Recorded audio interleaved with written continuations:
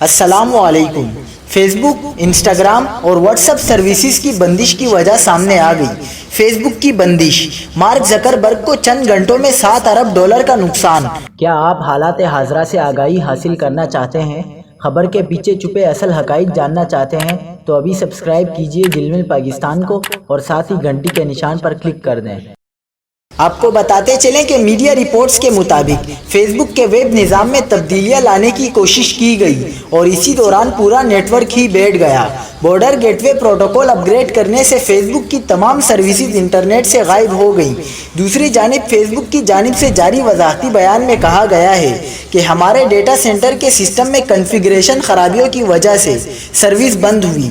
Company کے traffic net work اور data centre کے درمیان کچھ آلات کے خراب ہونے کی وجہ سے ان کی سروس بند ہوئی۔ فیس بک کے بانی مارک زکربرگ کے سٹاک 4.9% گر گئے اور کمپنی کو $7 ارب کا نقصان اٹھانا پڑ گیا۔